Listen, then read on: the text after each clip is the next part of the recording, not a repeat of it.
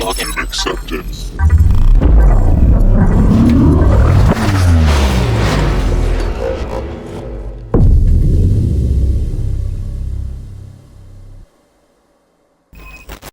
Okay, let's get started.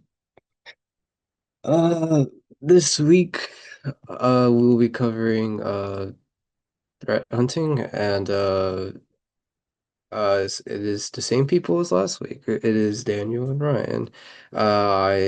Just as a reminder, I am a third year CAS major. I just do e-board work for Swift. And Ryan, if you want to introduce yourself. Yeah, hello, my name is Ryan. I'm the director of competitions. I'm a third year CIS student. Previously on the NCAE team and currently on the CPTC team. All right. We're covering dirt hunting this Friday, but the rest of our schedule is on display. Uh, just as a reminder, King of the Hill week is next week. So if you haven't signed up, we recommend that you do. You hack machines that are present on the environment, and you place your own flag there, and you try to keep everyone out. Very fun experience, in my opinion. So yeah, sign up form is on the screen. Right. Today we'll be covering services, configurations, firewall rules, and threat detection. Uh, so yeah, let's get started. Services. Notable services that you want to do, you want to inventory your system, which is to determine whatever services that are supposed to be present on your machines. Uh, whenever you run into a Linux machine, you're commonly going to be seeing services that are hosted because Linux is lightweight and it's easy to use and it's easy to configure services on that machine. So it becomes important or expected and important to identify what services that are running on that machine. Uh, these services can be like uh, file share services like FTP or remote access services like SSH. Or if you wanted to host a web server, then you would run HTTPS and so on. Cron jobs are another notable service of Linux. They run automated tasks for Linux. Now for bad services. These services are not necessarily bad in their purpose. They're just outdated and insecure. Telnet is also a remote administration service. It is insecure because it sends usernames and passwords over the network in plain text, meaning that if your traffic were to be intercepted, uh, then they could easily obtain your credentials. So this allows Tunnel to become a service that we easily recommend to just remove off your system when if you were to detect it. Cockpit is another remote administration service. Ryan and I are not as familiar at it as we are, but it is not easy. It's not the best security feature. So therefore, it is also another service that we can another service that we can recommend to remove. And this one is the obvious one to remove any outdated software and unnecessary software because outdated software could come with vulnerabilities which are pretty bad for your infrastructure because they may allow remote code execution or compromise in any other way. Uh, some may ask why not, or why would SSH be secure if it fulfills a very similar purpose to Telnet? Well, SSH does encrypt traffic and allows for using keys instead of passwords. So you wouldn't send your key your credentials over the network necessarily in plain text. Right, moving on to configurations. Uh, in regards to threat hunting, there are very important configuration files that you want to check for. Luckily in Linux, 95% of them are in the etc directory. There is the sudoers, the password file, the shadow file, the group file, and everything in PAM. But we like to use common auth because that is the source for most of the broken configurations that can occur there. Um, so let's talk about the password and shadow file. Uh, normal normal syntax includes your user and an X to indicate that you have a password. Password as encrypted within the shadow file. Uh, if for some reason the X were to be removed, then Linux would stop recognizing that that account would have a password. And as you can see, uh, you don't necessarily need a password when going for a when going for root. So this is something to check when looking through the password file in /etc/password. Going on to unauthorized users and groups. In a lot of competitions, you might be given a an authorized users list. For example, in this case, you're given Kali, Bruh, and SSH-user as authorized users. So on the right here, in in a specific group, you can see which users exist on the system.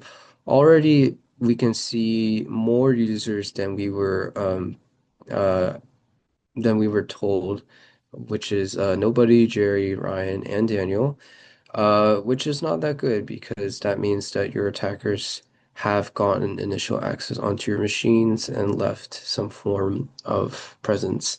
What's even worse is if they happen to put themselves into the pseudo group, which means they can run privileged commands. So uh, checking users and checking their memberships is an important part in threat hunting. Moving on to PAM. Specifically, this is the comment off file that we mentioned earlier. Uh, this uh, this controls the behavior for authentication. So on the left, you have what a normal uh, comment off file looks like. Uh, it uh, it has your success and your deny. Uh, Success is set to any number and default is set to ignore. On the right is success and default are set to the same number. So if you were to succeed, uh, Pam would look or it would skip the number of lines or it would skip the number of rules based on that number. So, uh, if you were to have a successful login, it would skip the deny rule and go to the permit rule. If you were to if you were to enter the password wrong and default was to ignore, then Pam would not ignore any rules and run the deny rule.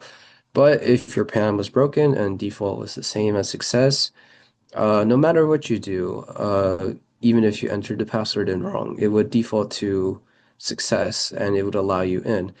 As you can see in this example, on the left, I put in a wrong password and I got an authentication failure.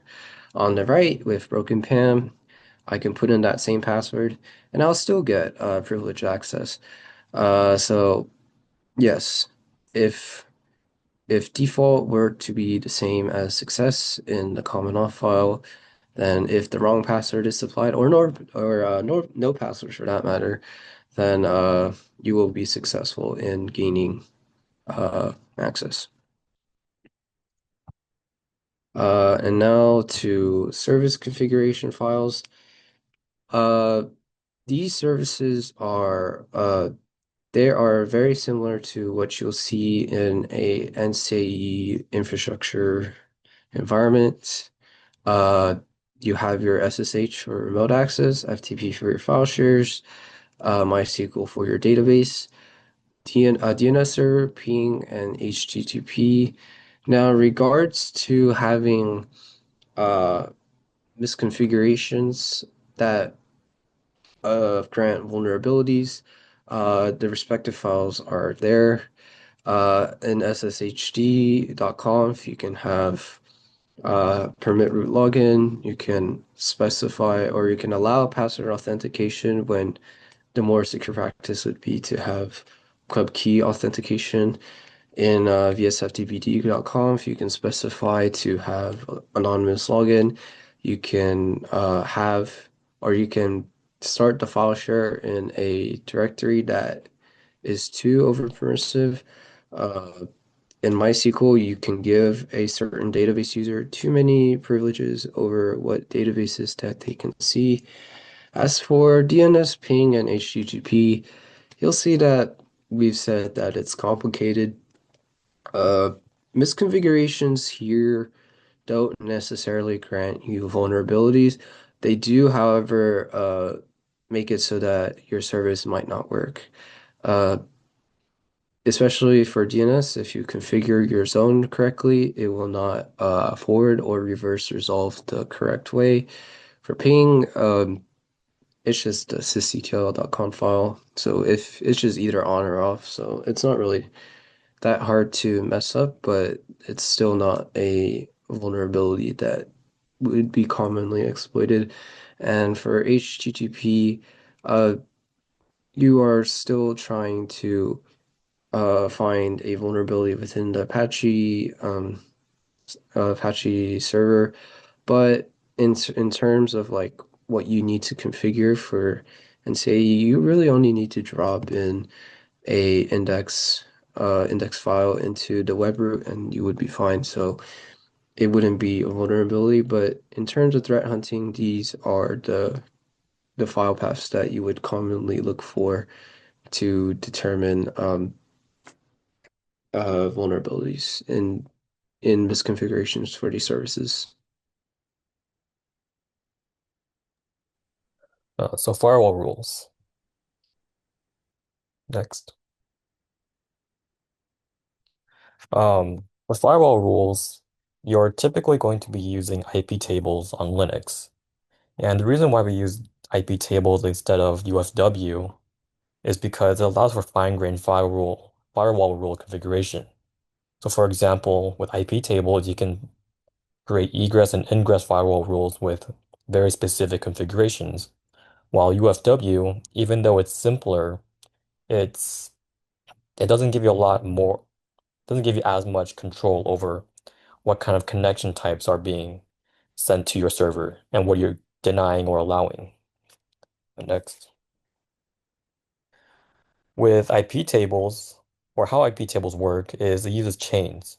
And these chains are input, output, forwarding, etc.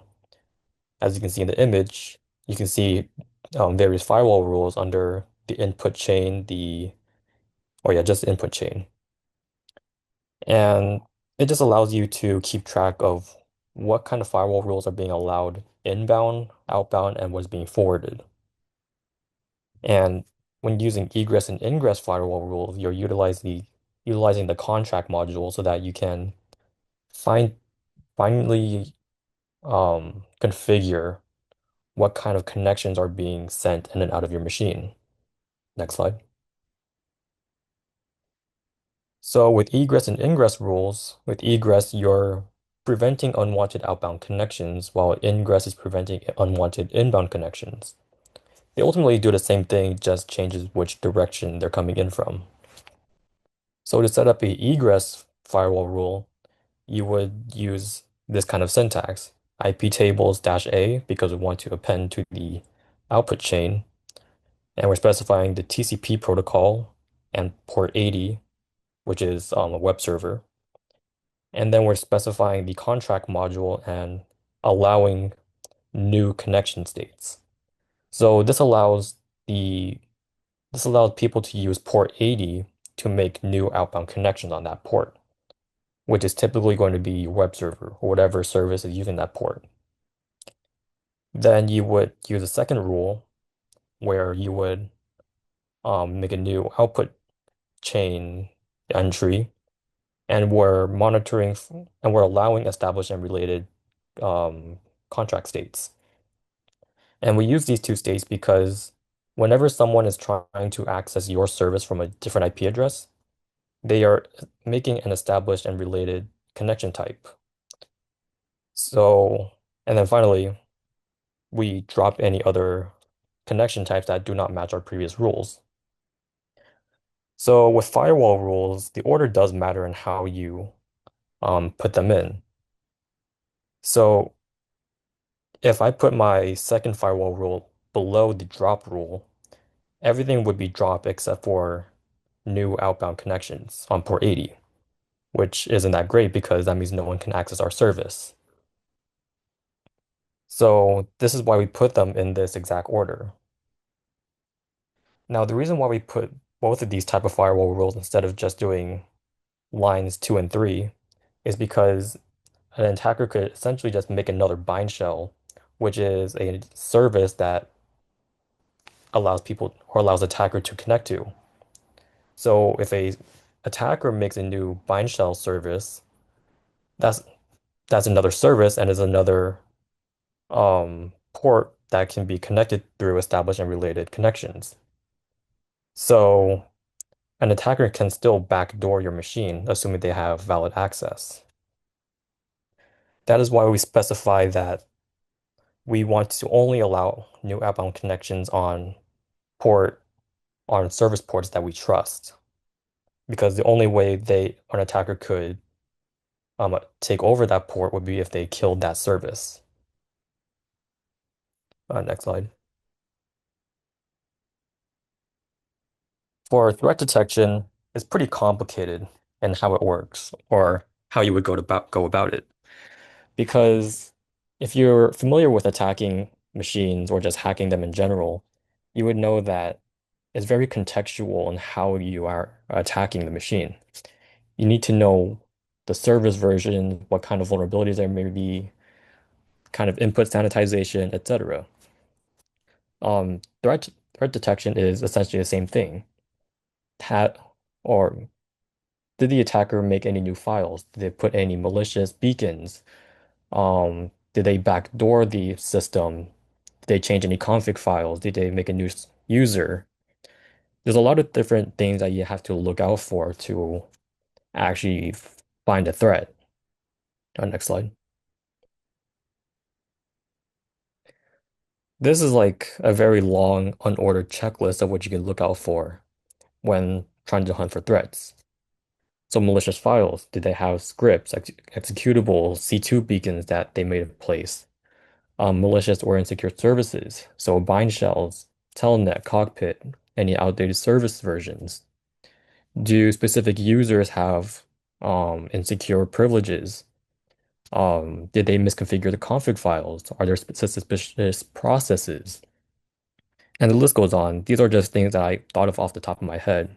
So losing, I'll probably miss a lot of them. But if you look at the short version of this checklist, next, um, this would be a more ordered and structured way of how to find threats. So first, you would want to understand what kind of services you need to have on your machine. So once you know what kind of services are should be allowed, you know what to get rid of, right? Because if you don't need it, you just get rid of it. So that would be step 2 of the process. But ultimately, once you understand what kind of service you need to have, you would set up the necessary firewall rules to block any new outbound connections. This would effectively either prevent the attacker from gaining persistent access, or at the very least stall them, right? And within that time, you can set up your defenses and then start actually hunting for threats. So after steps one and two, you would secure your services. Maybe your services are misconfigured. Maybe you have insecure code, a third-party vulnerability, um, a vulnerability within service version, or just your general config files. So once you look through those, you say, okay, now my machine is pretty secure, so now I can look into other areas. Are specific users vulnerable? Do they have too much permission to our general config files broken? Right. It would just go down this list and keep on repeating this process in order to find all your threats.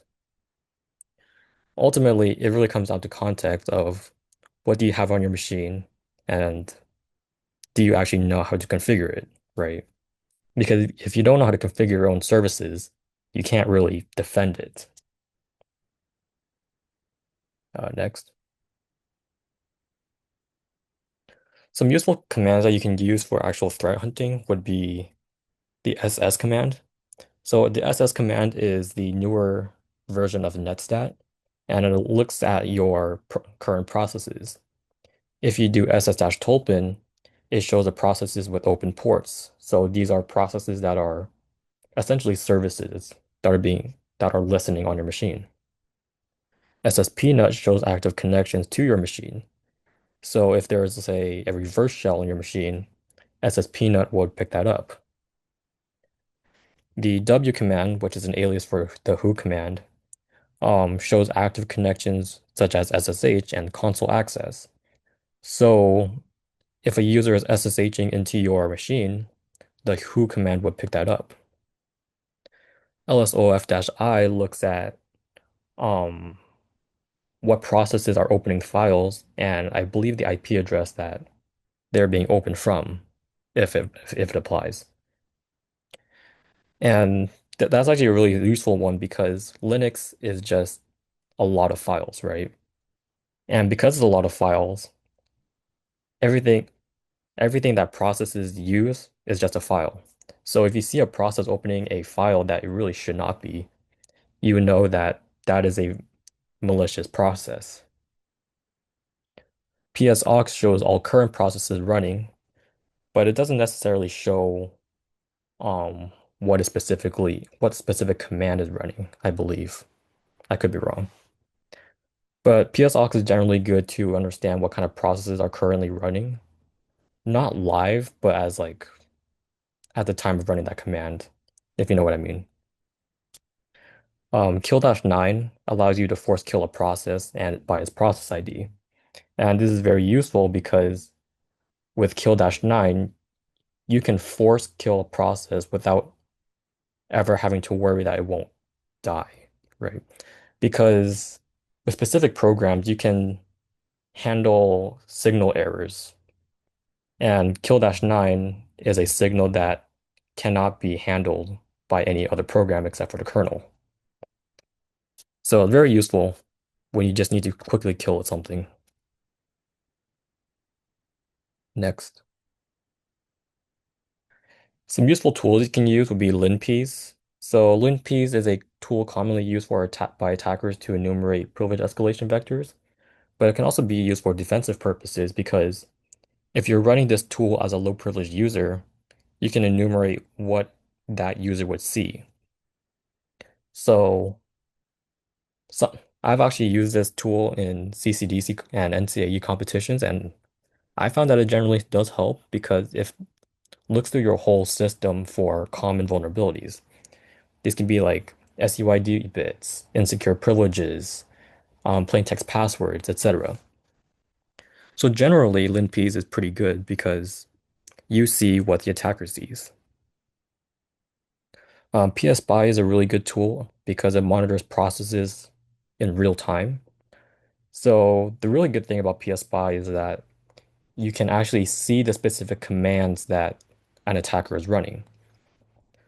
So because again, everything in Linux is a file, right? And all files are tracked, or all processes are tracked within a file. So with PSPy, you can actually just look through the processes and see that, hey, this process by this user ID is running this command. If you didn't run that command, someone else is. And you can kind of hint that, okay, maybe an attacker is on my machine. I should be worried about this. Like, but again, there's also going to be like a lot of valid services that are running commands, which if you kill them, you could actually kill your operating system, or like your operating system will shut down. So it's good to understand what is running and know, is it actually malicious or is it a valid service? Next. So the workshop. So for the workshop, we have a template deployed on Camino, and there's a briefing packet that you guys can use to actually try to practice threat hunting. So on the machine, there's going to be various vulnerabilities and malicious services that you'll have to look through and um, remediate, or yeah, just remediate and prevent them from being vulnerable. The goal is to find as many potential threats and misconfigurations as you can and just remediate them. There's also a Kali Linux machine that you can use to test vulnerabilities and service configurations as you go. All the information that you need will be in the briefing packet, so please be sure to actually look at it. And that should be good. That should be everything. If you have any questions, please don't hesitate to reach out to either me or Ryan. Our Discords can be found within the infrastructure access section on the briefing packet. Is there any questions? Uh, Any questions? If not, I encourage you to get started on the threat hunting box on deployed on Camino. And you have an hour, and then after that hour, uh, Ryan and I will go over the vulnerabilities, the notable vulnerabilities that we uh, put into the environment and remediate them. So we'll get started with the demo right now. Let's see.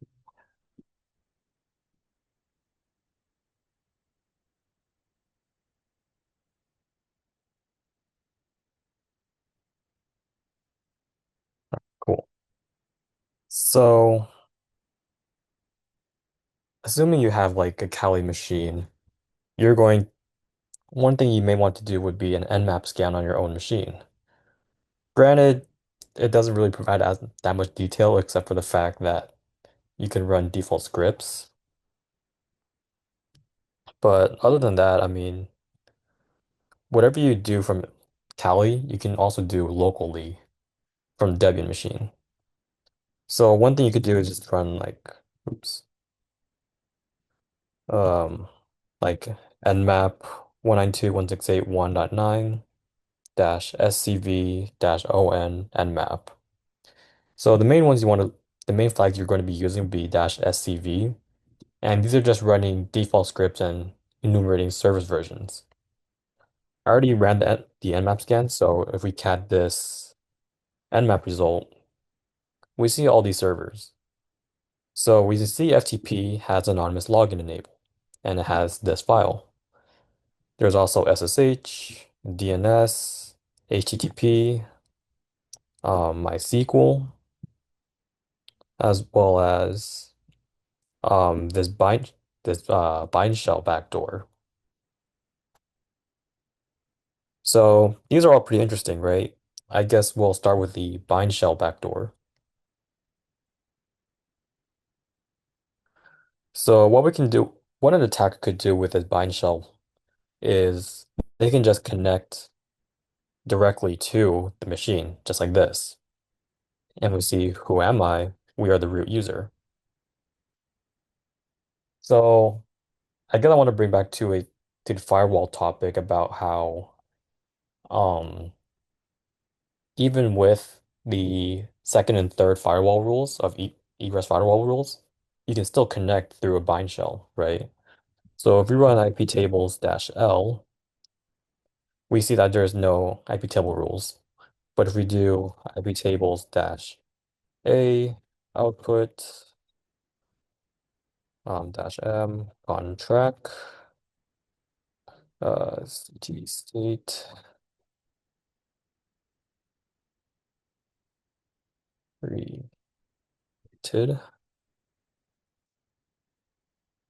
Then we do iptables dash A output dash J drop.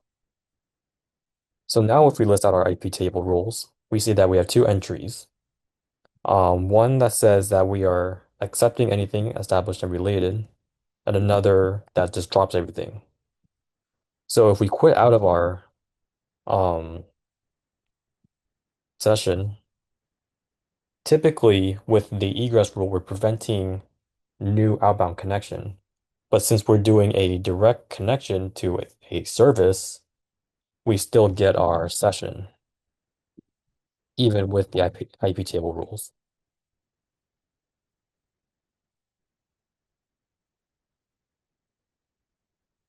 So that is one thing you want to note and something that you want to configure so that you only allow new outbound connections for specific ports. Um, Due to time constraint, I won't be demonstrating that, but you kind of see the idea of the firewall rule slides. For simplicity's sake, I'm just going to SSH into the machine. So SSH, I dare say, it's weird.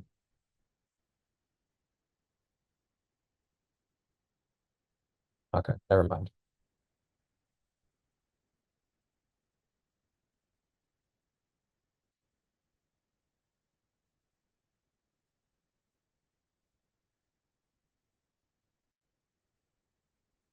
So some other things that were on this machine were SUID bits. I believe there was an SUID bit on the bash binary. So if we do ls-al, if we do ls-al on /bin/bash, we see that there's an SUID bit on the binary. And what a user could do with this is, as a low privilege user, you could just do bash-p. And we become the root user because what SUID bit does is it carries the permission or the privilege of the root user and execute bash. And with bash, you can generate a interactive session. So what we're doing with bash-p is creating a new session as the root user. And to remediate this, you would just do um what was it? Chmod minus u minus s/bin/bash, I believe. And now the SUID bit is gone. So that would be the remediation for that. Um, for the remediation for the bind shell, if you look into /etc/system systemd/system, you will you will see bind shell.service and bind shell.timer. So to remediate the bind shell, you would simply remove bind shell and then check to make sure it's gone. Then you do systemctl daemon reload to is it reload? Yeah, systemctl daemon reload to refresh all your active services. So we do systemctl status bind shell. We see is it's not loaded. And then we try netcat 1.9 port 4444. Never mind. Okay, give me a second. Um, systemctl stop bind shell. We're going to say disable.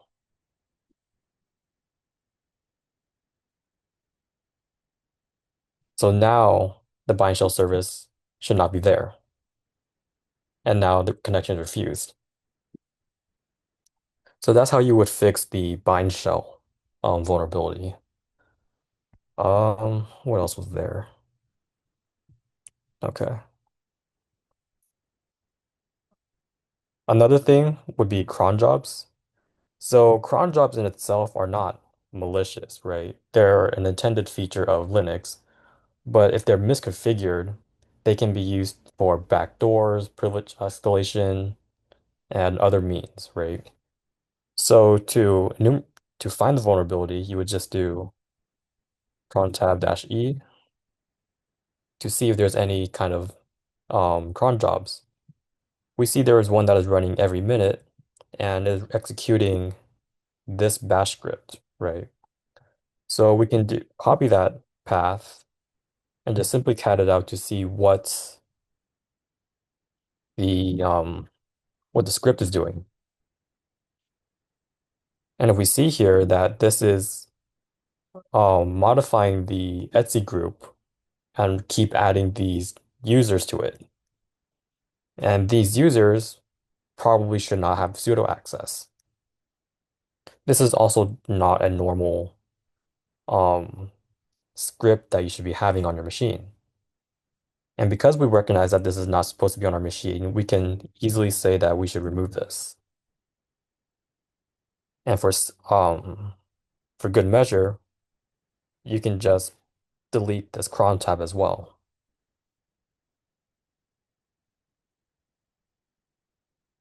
And then that would delete any malicious cron tabs.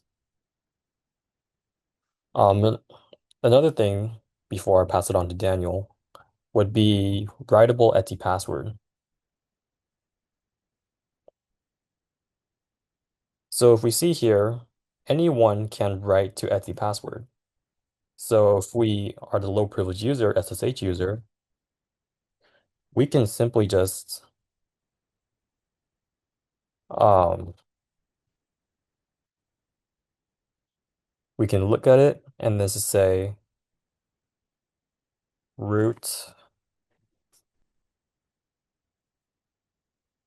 echo this into Etsy password. And we want to make a new user called, let's say, Pwn.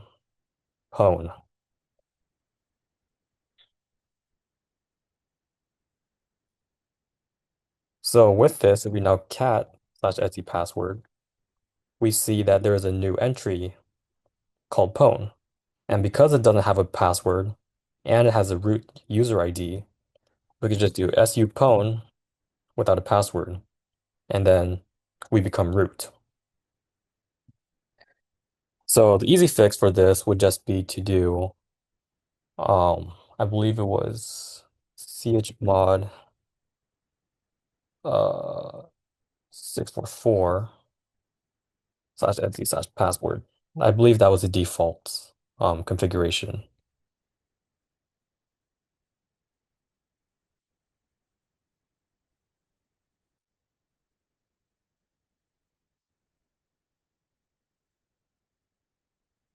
Uh,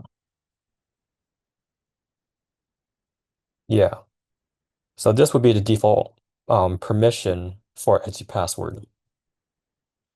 And Daniel, do you want to take it over now?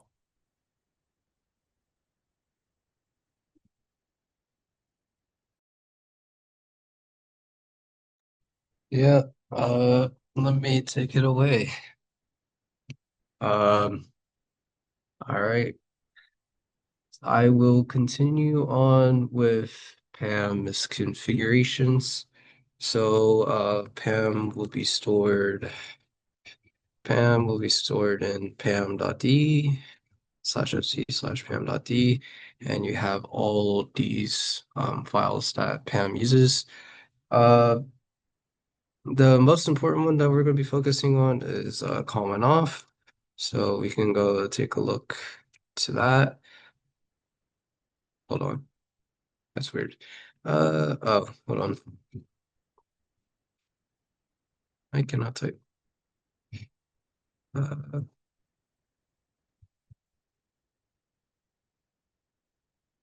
okay, default is the same as success, so uh, that means that uh, even if the password were wrong, you would still get root access. Uh, Maybe a demonstration would be nice. So you could just do to dash or like root. Oh wait. Oh, there's no root password. So let's try a random user. Let's do touchy. Never mind. So SSH user. I could just put in whatever the heck I want. Like I'm keyboard mashing right now, and that will let me become a different person, even if the password was wrong. Uh, Simple fix. Just change default to ignore if I'm in the right directory, of course.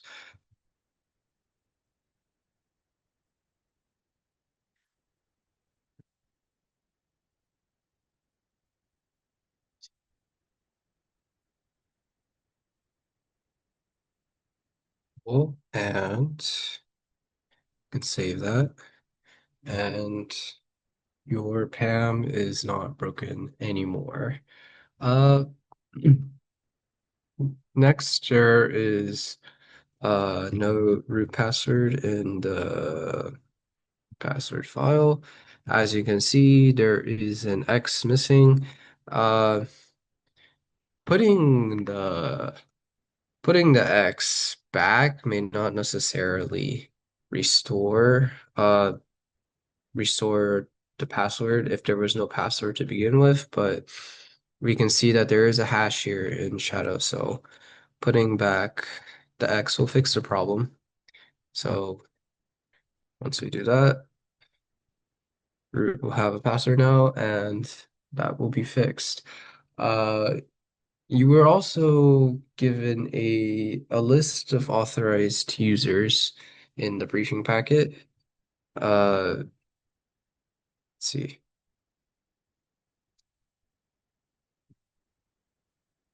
Wait. I, oh, of course. Uh, those authorized users were mostly Naruto characters and user and SSH user. So people like Daniel and Dave shouldn't be there. So you should definitely get rid of them. Uh, let's see, Dell user. Actually, you know what? For the sake of time, I won't delete them, but it is an indicator of users that shouldn't be there. However, there is one more thing. Sometimes users may not have their own home directory, and that's where you would go check the Etsy password file. And you would notice that Ryan or not Ryan, Jerry did not show up in the home directory. And he happens to be root. So that's quite bad. So you would delete this entry of the password file and save, and Jerry would be no more. Uh, Next there is a no pa or the user Tachi has no password, and how can I check that? Well, you can do sudo -l to check what privileges or pseudo privileges that a user may be entitled to. And Itachi is entitled to all commands on the system with no password. So you can just do sudo and bash, and then you would be root because it doesn't prompt you for a password at all. Uh, how might that look like in actually I can just do it from here. So I could do sudo vsudo, which is reserved for privileged users. So Itachi would normally not be able to do this, but you can see that it's just an entry into the sudoers file. Just Itachi specifying all, user all, group all, no password for all commands. Uh, if you wanted Itachi to not have this privilege, we just delete and save. Sudo vsudo doesn't give me any errors, so that means that the syntax is correct. But I should not be able to do this without a password anymore. So if I try with my password, yeah, I do not have privileges anymore. Uh, Finally, there is over permissive groups. So there is the group file that specifies group membership. Uh, if you saw the slides, you can see your user membership. These are all the users here. But the concerning thing is that the unauthorized users that were not in the briefing packet are here in the pseudo group in Brian, Daniel, and Dave. So this allows me, if I were to sue or if I were to log in into myself, this allows me to do things that I shouldn't be doing, such as sudo vsudo. So if you remember, Itachi didn't have this privilege because, well, he's not in the sudo group. But because I am, I can do this. And I can change things that would be pretty bad, such as, giving myself no password privileges. Uh, so yeah, I would to fix this, I would actually I would exit this user first. I would do sudo or no, just nano Etsy group. I would just remove the users that are not privileged. Uh, I know the briefing packets probably didn't say that SSH user and user were not privileged, so I'll just delete them too while I'm at it. Uh, yeah, there we go. And now your privileges are fixed.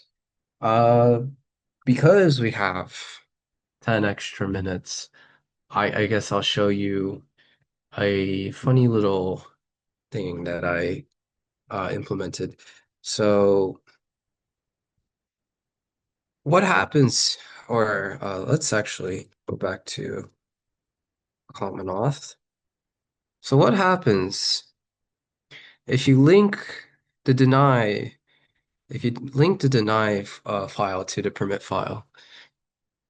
Uh, so if Pam was to run deny, then it would just link itself to permit and still let you in regardless. So if I were to find the name, hopefully I got the file name correct.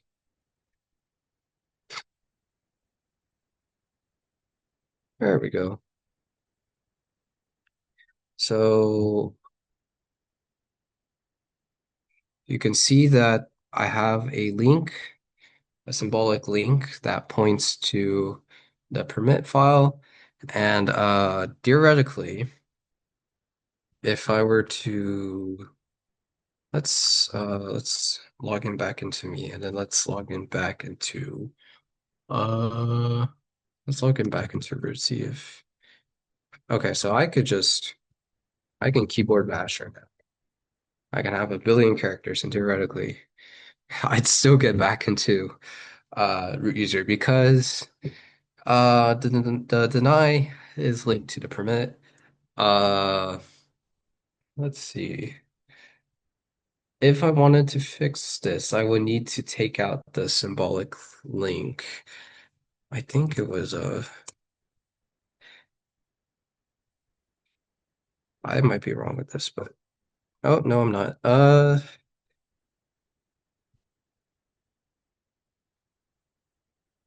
Okay, give me a second. Let me just copy this. Oh, uh,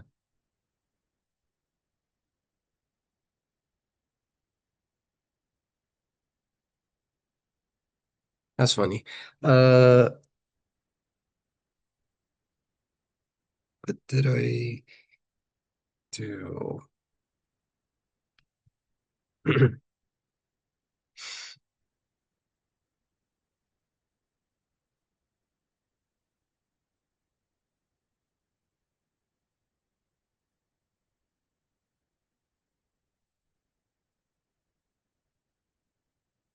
Hmm. Okay. Perhaps, well, when I linked it at the time, I did have to use the force flag, so perhaps I might have messed up some authentication.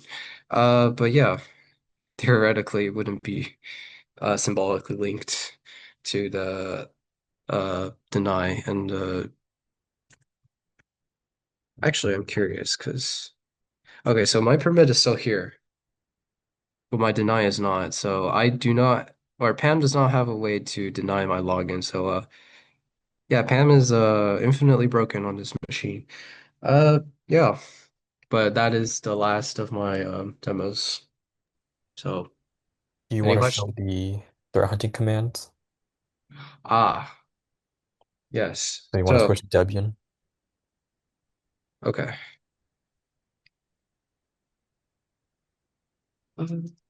Do. Give me a second. Should be just bruh. Then right. Okay. So there is the one for established connections, I think. Oh, never mind.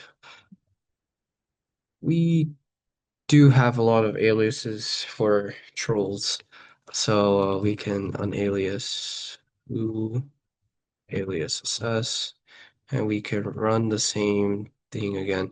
Actually, this this is kind of like when I did ss dash toolpen, it gave me output, but it is predefined output that we coded in. So it was designed so that oh, I have nothing to listen to right now, so nothing's attacking me. But in fact, it was just a text file that we put in that would just show you the categories of everything. Give me a second while I try to find my two-factor thing. I'm quite slow. Okay, never mind. So let's try SS Toolpan again. And you can see this is the true output, and we have a lot more things listening. If the bash, not the bash, if the bind shell were still here, you would see port 4444 open, but because Ryan disabled it, it is gone. You can see DNS is listening, MariaDB, the SQL is listening, our web server is listening on port 80 to everything. So yeah, there's also ss-pnut for active connections. As you can see, there is an SSH connection, but that is from the Kali box that we were using earlier. So nothing to be scared of there, but this confirms any active connections that we have. Uh, I don't think lsoft-I will work. Actually, it will. Okay. So these show what processes have things open here over the internet, and SSH definitely shows up. VSFTPD, Apache, named. These are things that are services that require internet access. So these would definitely show up here. Um, what other commands? Ryan, do you have any ideas? W and kill. Ah, right. W just shows who's logged in right now. Uh, I as the user, that's me on the TTY2. So let's actually just open the Kali briefly. So you'll see that oh, that's not a good spot. You'll see that that's not a good spot either. Give me a second. You'll see that the SSH connection is there, so I can do actually this is We can't see the Kali. yeah, that's fine. If you wanted to kill their specific terminal session, you would do pkill I think it's dash T and then like PTS/1. But if you wanted to go off of their process, you would do PSOX. Look for, oh boy, SSH user has quite a lot. Okay, you know what? Actually might be easier too. Oh no, it's not.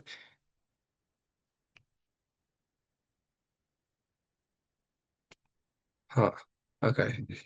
Um, yeah, it might be easier to kill based on their terminal. So, SS Peanut. well, I ran it already, but Uh, oh yeah, it would just tell me the wait, PSOX. No. Kill dash nine. Oh, I can't type. Dash nine, the PID was 3083. You run it. And as you can see, the Kali's SSH connection got terminated. So yeah.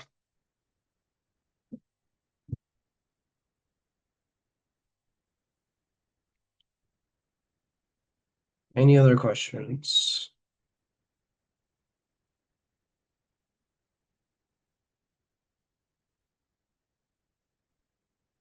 No?